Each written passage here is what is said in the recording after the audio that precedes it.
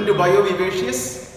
BioVivacious, as you know, is a YouTube channel dedicated to clear fundamental concepts of biosciences. Today we are going to deal with beta oxidation of polyunsaturated fatty acids. In earlier videos, we have dealt with the oxidation of saturated fatty acids. We have dealt with the oxidation of odd chain fatty acids, but polyunsaturated fatty acid creates a very peculiar problem. Therefore, it becomes a very interesting topic for us to learn. Let us talk a little bit about polyunsaturated fatty acid. So from the name, you understand that they are unsaturated. So the unsaturation can be a single unsaturation. We call it monounsaturated fatty acid. One classic example is oleic acid. Oleic acid is a 18 carbon fatty acid. How many double bonds are present? Only one double bond. So therefore we denote by saying that only one double bond is present. Where is the double bond present? So we represent by using a delta and the position is 9. Another unsaturated fatty acid is linoleic. So linoleic is also an 18 carbon fatty acid. How many unsaturation? 2 unsaturations. Where are the unsaturations present? 9 and 12. Similarly, you can write other unsaturated fatty acids, structure of other unsaturated fatty acids. These, as you know, that these are very important for us, for it has got several important functions in our body. Our current focus is going to be how do we oxidize these unsaturated fatty acids. Remember, in our system, especially in the phospholipids, roughly about 40 to 80% of the fatty acids are nothing but unsaturated fatty acids. Now, this has to be regularly oxidized in order to yield the energy. So therefore, let us understand how these fatty acids are oxidized. So in order to understand the detailed mechanism, let us take linoleic acid, that is a C18 carbon fatty acid with the 2 double bonds. So what we are going to do is, we will follow systematically. So therefore, we will first of all draw the entire structure of a linoleic acid with the 18 carbon atom so that there is greater clarity. So carbon 1, 2, 3, 4, 5, 6, 7, 8, 9, 10, 11, 12, 13, 14, 15, 16, 17, 18. So 18 carbon atoms are drawn. Let us also number these carbon atoms. So we are going to put a number starting from here. This is carbon number 1, 2, 3, 4, 5, 6, 7, 8, 9, 10, 11, 12, 13, 14, 15, 16, 17 and 18. So the first task is achieved. So we have already numbered the carbon atoms. Now remember, this is linoleic acid. It has got double bond between carbon number 9 and 10. So therefore, between 9 and 10 there is a double bond. Between 12 and 13 another double bond. 2 double bonds are created. What is the nature of the double bond? All naturally occurring fatty acids will have double bonds in the cis configuration. So therefore, this is a cis configuration. Cis means if the bulky groups are going to be on the same side. So therefore, let us put this is hydrogen, this is hydrogen, this is hydrogen, this is hydrogen. So in all other case, so we will denote the hydrogens in this manner.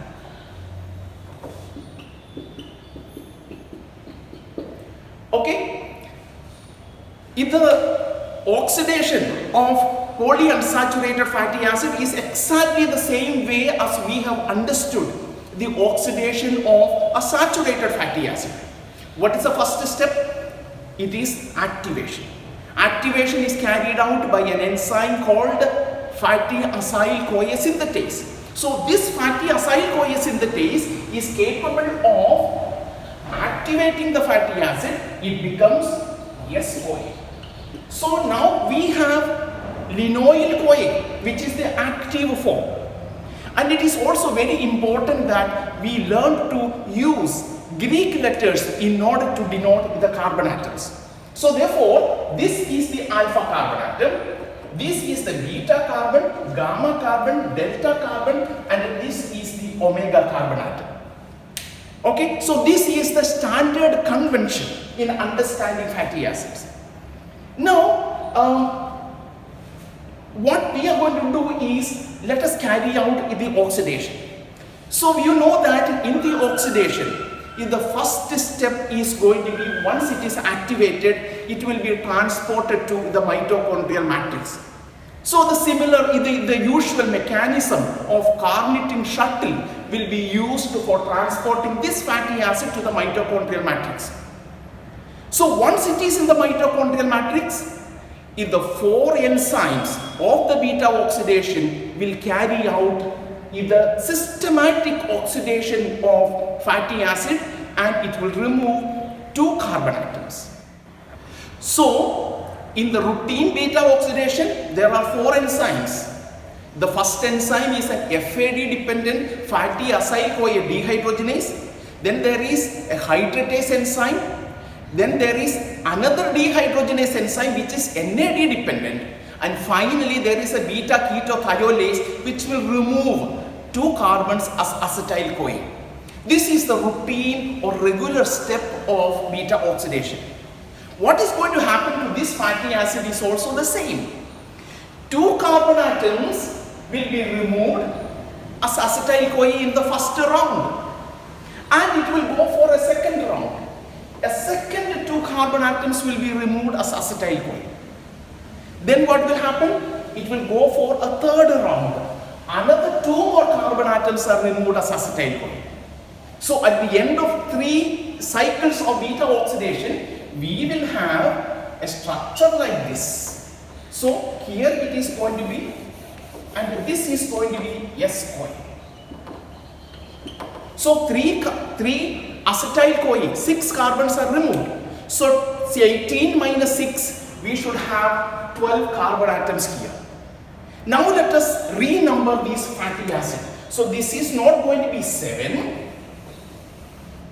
This is going to be 1, this is 2, this is 3, 4, 5, 6, 7, 8, 9, 10, 11 and 12. This is lauric acid, lauryl-CoA. Now, in order to make it simple, let us call this one a dienoyl-CoA. It is a dienoyl-CoA. So where are the double bonds? It has got double bonds. One is between 3 and 4. So therefore, 3, there is a double bond, and another is 6. What is the nature of the double bond? It is cis.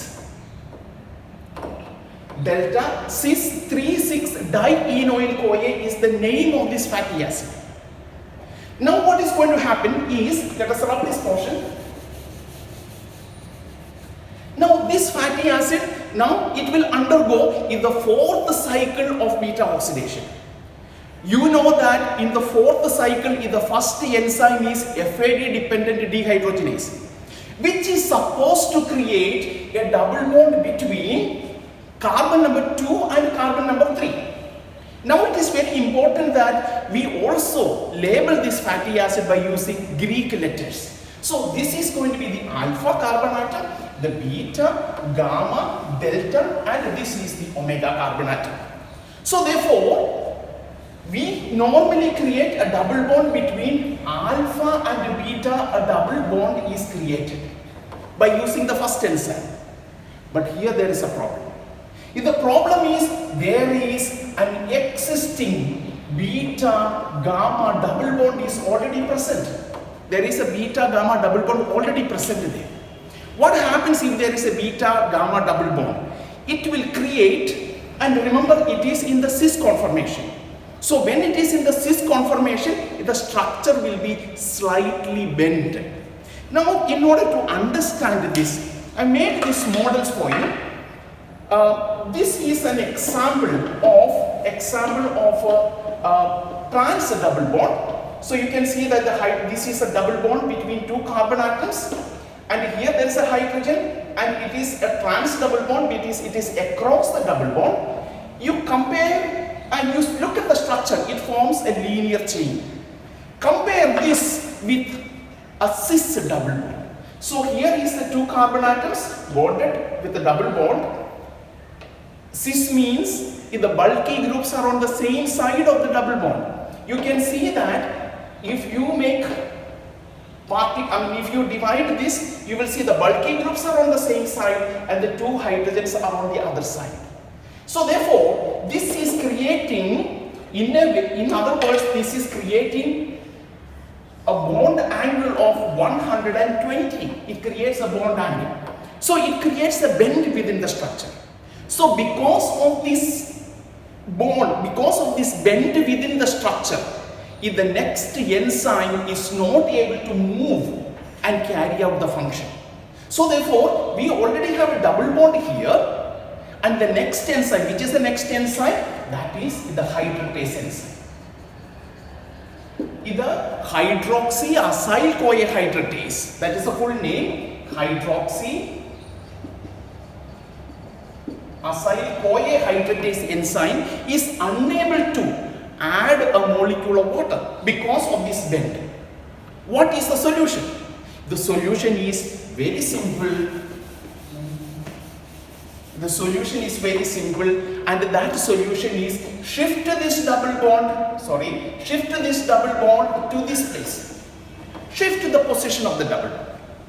So by shifting this double bond, we are going to achieve two things. First of all, we change, the position is changed.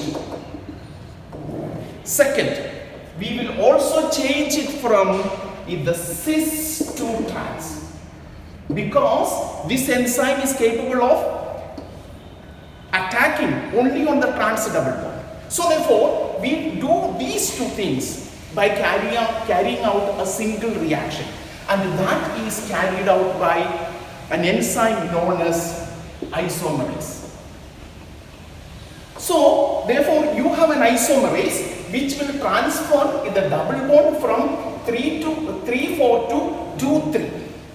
Okay, so therefore, dienoyl CoA isomerase is the enzyme which will convert this double bond into this place, and also from trans to the cis conformation. So therefore, let us write the structure. So therefore, 1, 2, 3, 4, 5, 6, 7,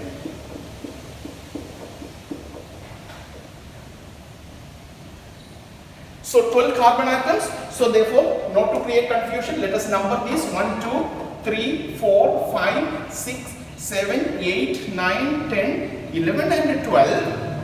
We have shifted the double bond from here to here. So therefore, there is a double bond here, and there is an existing double bond between 6 and 7. What is the name of this compound now? This is again dienoyl CoA.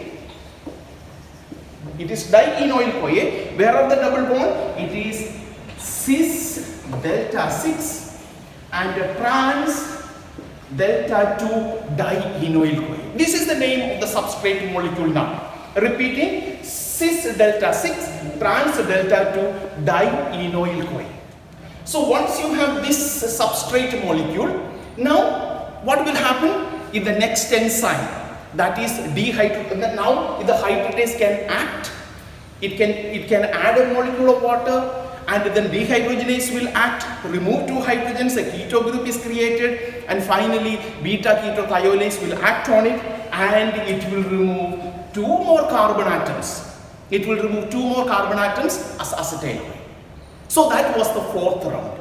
Once we complete the fourth round, let us continue with the fifth round. So therefore, this is going to be S-CoA. Carbon numbering will change. We will give, it becomes a 10 carbon fatty acid.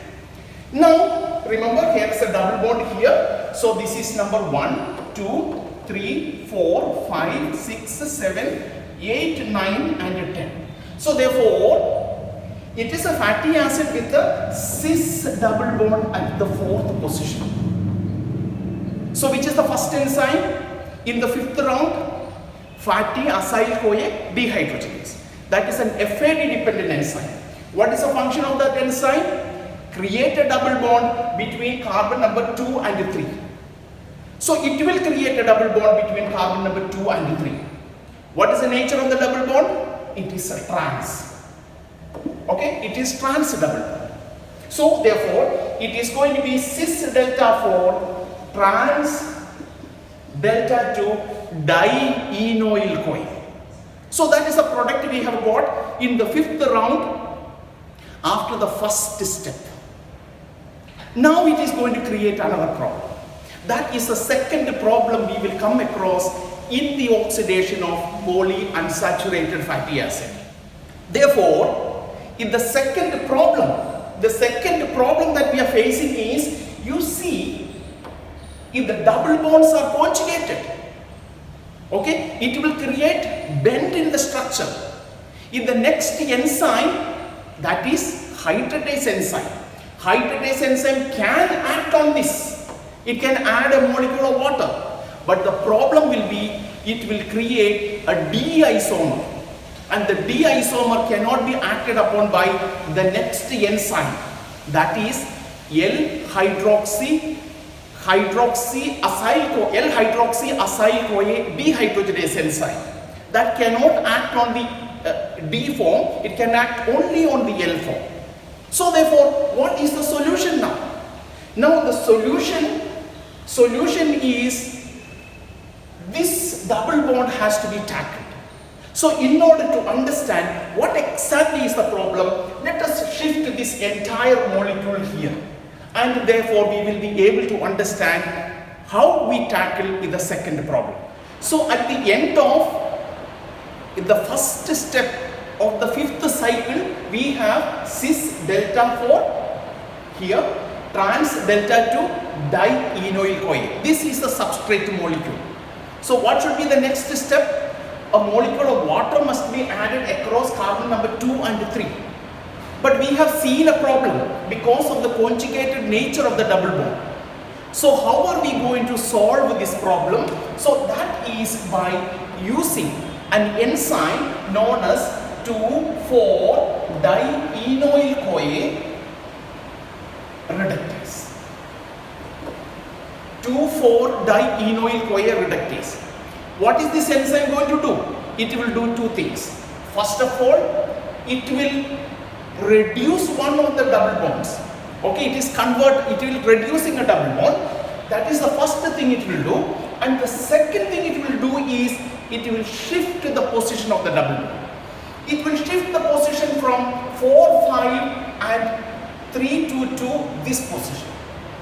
So it becomes a 3,4-enoyl CoA. Let us write the structure. So carbon number 1, 2, 3, 4.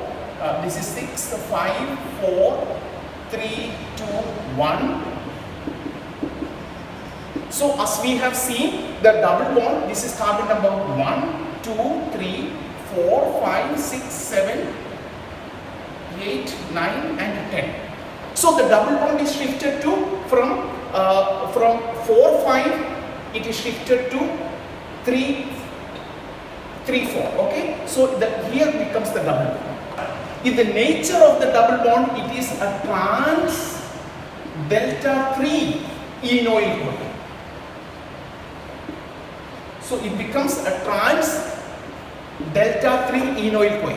So therefore, we require NADPH plus H plus. So it gets oxidized to NAD plus. So therefore, one of the double bond is reduced and it becomes trans delta 3 enoyl CoA. It is not the right substrate for the next enzyme. Now what do we do? So therefore, if the mammalian system requires one more enzyme, that enzyme is to shift this double bond from trans delta 3 into delta 2 position. From here it will be shifting to the delta 2 position. This is catalyzed by an isomerase enzyme, that is 3,2-enoyl CoA isomerase, that will convert this into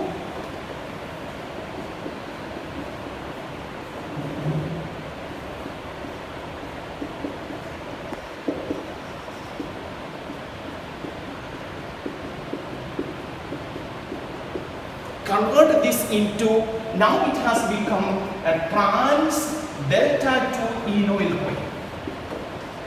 Okay, this is what we wanted to make. So once we make a trans delta 2 enoyl-CoA, the remaining enzymes can act on it and systematically two carbons can be removed. 2 carbon can be removed, then there is no problem, it becomes a saturated fatty acid. So this is how, by using 3 enzymes, polyunsaturated fatty acids can be oxidized in mammalian system. Very interesting, in the bacterial systems are much more smarter than us. They have only one enzyme, and that is, it will carry out both these reactions. Directly it will convert. It will directly convert by using, so therefore, it will directly convert by using this particular enzyme is used in order to convert cis delta 4 trans delta 2 dienoyl-CoA into trans delta 2 enoyl-CoA. In a single step, this enzyme can convert in bacterial system. So this is the smartness of bacteria. Having understood the oxidation of polyunsaturated fatty acid, let us write a stoichiometry for this reaction. So we begin with linoleic acid, linoyl-CoA. So linoyl-CoA, it is an 18 carbon fatty acid. What happens in step number 1? We added one FAD molecule. Step number 2, we added a molecule of water. Step number 3, we added a molecule of NAD+. Okay, and step number 4, we added a molecule of coenzyme A and acetyl-CoA is removed. So what did we get in return? We got, in step number 1, we got one FADH2. Step number 2, we got nothing. Step number 3, we got NADH plus H plus. Step number 4, we got an acetyl-CoA and a fatty acid with 2 carbons less, N minus 2. So this is the stoichiometry of oxidation of polyunsaturated fatty acid. We have seen that it is an 18 carbon fatty acid. So how many rounds of beta oxidation is required? Because it is an 18 carbon fatty acid.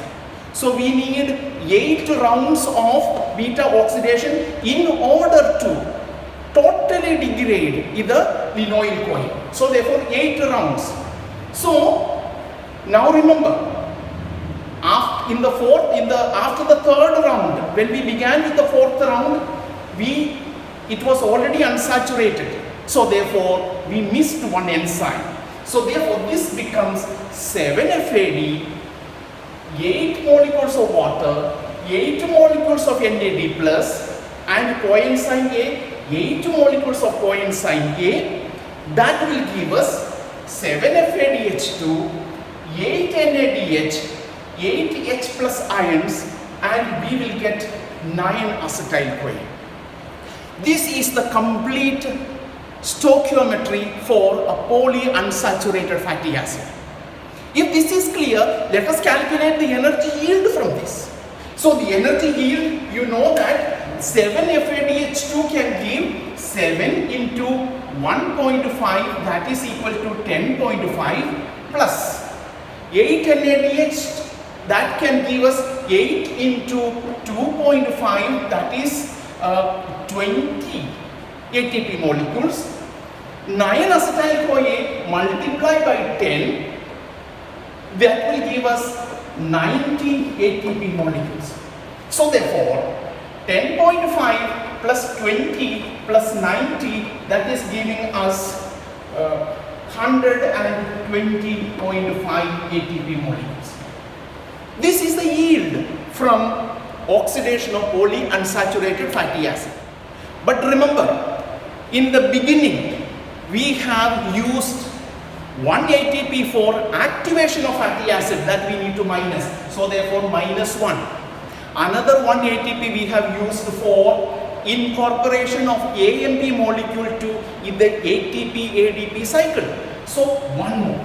which will give us 118.5 ATP molecules. This is the net yield of ATP from the oxidation of a polyunsaturated fatty acid. I hope you have enjoyed this session. We will keep posting more and more videos related to metabolism. Keep watching and keep subscribing to this channel.